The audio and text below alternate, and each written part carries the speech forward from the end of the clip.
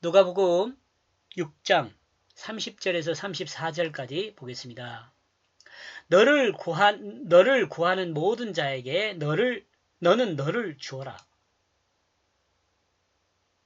그리고 그 취하고 있는 것으로부터 그것들을 너는 다시 요구하지 말아야 한다. 이게 줬는데 다시 줘 이게 아니라는 거죠. 뭐 말인지 이해가죠? 공감하시죠? 예수님은 자신의 모든 것을 인간을 구원하기 위해 그 구속의 역사에 내주었습니다. 인정하시죠? 우리는 이를 완전한 사랑이라고 합니다. 온전한 사랑이라고 합니다. 사랑은 자신을 내어주는 것입니다. 자신의 모든 것을 내어주는 것을 사랑이라고 합니다. 사랑하는 사람은 사랑하는 사람에게 자신의 모든 것을 사용할 수 있도록 내어주는 것이라고 합니다. 자신의 자리를 내어주는 거예요. 이것이 진실한 사랑입니다.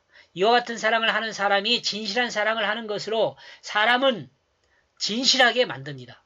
이런 진실한 사랑을 하는 사람이 진실하게 만들어요. 남녀 간의 사랑도 다 마찬가지예요. 부모와 자식 간의 사랑도 마찬가지, 친구 간의 사랑도 마찬가지, 형제 간의 사랑도 마찬가지. 진실해야 돼요. 진실한 사람이 진실을 만들어내요. 진실하게 한단 말이에요. 이러므로 이와 같은 방법을 미련한 전도법이라고 합니다. 미련한 전도법이요. 성경은 미련한 전도법을 말하지 똑똑하게 전도해라고 하지 않아요. 가끔 이야기합니다만은 고구마 전도법 모르겠어요. 전도되는지는. 뭐 익었는가 찔러보고 그런 거라기보다는 내가 진실함을 보여주면 그 사람도 진실하게 되고 그런 자동적으로 예수 닮은 모습으로 만들어져 가요. 이게 좋은 미련한 전도법이에요. 왜냐하면 이와 같은 방법이 사람을 정직하게 변화시킬 수 있기 때문에 그렇습니다. 전도는 사람의 마음을 바꾸는 것입니다. 전도는요, 교회 나오게 하는 것이 아니에요. 이렇게 이야기하면 목사님들한테 돌맞을 수도 있는데 사람의 마음을 바꾸는 작업이에요. 사람의 마음을 바꾸는 것은 사람이 할 수가 없어요.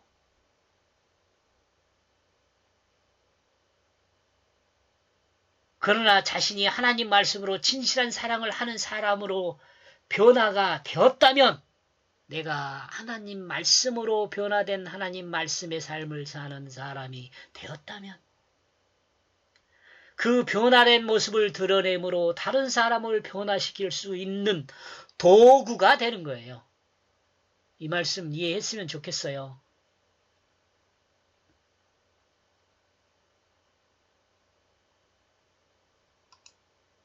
사람이 사람을 구원시킬 수 없어요?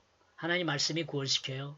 하나님 말씀이 구원시킨데 어떤 말씀이 내 안에 심겨진 그 하나님 말씀이 나를 변화시키고 변화된 내 모습을 본 다른 사람이 닮아가요.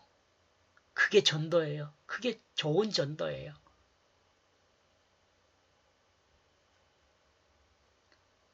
사랑은 자신의 유익을 구하는 것이 아닙니다. 사랑하는 사람을 위해 자신을 내어주는 것이 이런 사랑이 진실한 사랑입니다. 이 내용도 개인적으로 할 수 있는 것이기에 2인칭 단수를 사용하고 있습니다.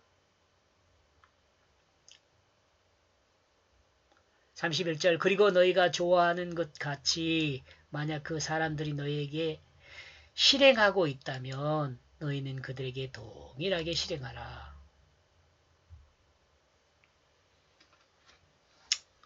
사람이 자신이 원하는 것을 자신에게 실행하고 있다면 자신 또한 그 사람들에게 그 사람들이 원하는 것을 실행하라고 말합니다. 내가 원하는 것을 나에게 해주는 것을 좋아하면 또 그 사람들이 좋아하는 것들을 해주는 사람이 되어야 한다는 거예요. 사람은 자신이 원하는 것만 취하고 다른 사람이 원하는 것은 주지 않는다면 그는 곧 자신이 원하는 것을 그 사람들로부터 얻지 못하게 될 것입니다. 공감하시죠? 사람의 관계는 서로 주고받는 과정에서 만들어지고 더욱 든든한 관계가 됩니다.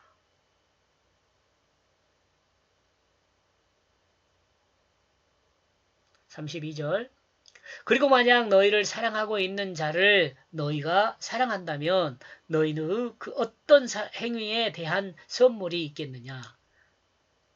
너희의 어떤 행위에 대한 선물이 있겠느냐?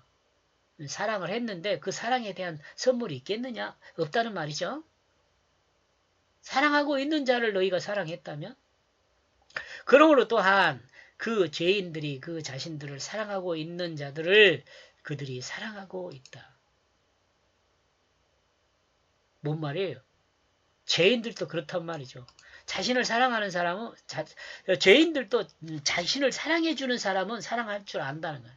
그러니까 사랑하는 사람을 사랑하는 것은 죄인들도 하는 일이다 그 말이죠.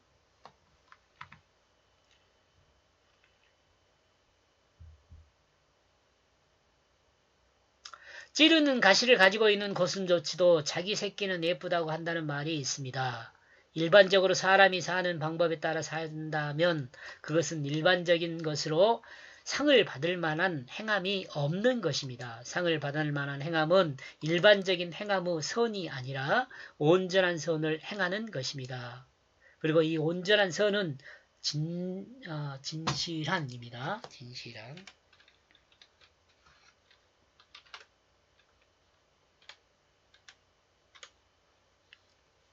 진실한 사랑의 성김입니다. 34절. 그러므로 너희가 선을 행하고 있다면 너희에게 그 선을 행하고 있는 그들에게 너희의 어떤 행위에 대한 선물이 있겠느냐. 또한 그 죄인들이 그 자신에게 그들이 실천하고 있다.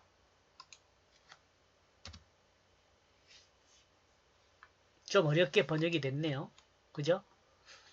천천히 읽어보면 하나씩 뜯어가면서 읽어보면 풍성해져요. 자기 중심의 판단에 의한 선이 아닙니다. 선은 하나님 말씀의 뜻을 따라 판단되는 것이 선입니다. 인간이 자기 중심에서 판단하는 선은 선에 대한 오해입니다.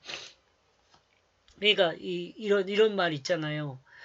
모든 동네 사람들이 나를 칭찬해요. 모든 동네 사람들이. 그러면 나는 선한 거예요? 그거 아니라 그래요. 왜요? 모든 동네 사람이 선할 때는 온전한 맞는 말이 돼요. 그러나 모든 동네 사람이 다 선하지는 않거든요. 근데 그 악한 사람이 나를 향하여 선하다 그래. 그 문제가 있다는 거예요. 이해하시죠? 제가 설명이 부족해서 이해하냐고 자꾸 물어보는 거예요. 여러분 똑똑해서 다 아실 걸로 생각합니다. 그럼 만약 너희로부터 어떤 사람들이 돈을 빌렸다면 너희가 취할 기대를 가지고 너희의 어떤 행위에 대해 선물이 있겠냐? 그 죄인들은 그 죄인들에게 빌려준다. 왜냐하면 그들은 그 유사한 것을 받는다. 사랑과 선은 추상적인 것이죠. 사랑과 선. 이게 눈으로 보이지 않는 거죠. 형용사라 그러나요? 그러므로 가장 확실한 예가 돈으로 설명하는 것입니다. 그죠? 모든 사람의 일반적인 행동은 돈을 빌려주고 이자를 받는 것입니다. 이와 같은 행함은 상을 받을 만한 행위가 아닙니다. 왜? 다 하는 거니까. 왜냐하면 일반적인 행함이기 때문에 죄인들도 이와 같이 한다는 것입니다. 이로 그리스도인은 생각해야 합니다. 일반적인 삶이 아니라 진정한 사랑으로 섬기는 삶이 무엇인지를 생각하고 그 삶을 살아야 합니다. 여러분 우리 힘을 내봅시다. 우리 이런 삶을 살아서 세상을 변화시켜 봅시다. 아멘 안 하십니까? 혹시 목사님들 이거 들었다면 우리 한번 해봅시다. 모든 성도들 이렇게 변화시켜가지고 정말 우리 성도들로 인해서 세상이 변화되는 세상. 아름답지 않습니까? 가슴 뭉클하지 않습니까? 여기까지 보겠습니다. 고맙습니다.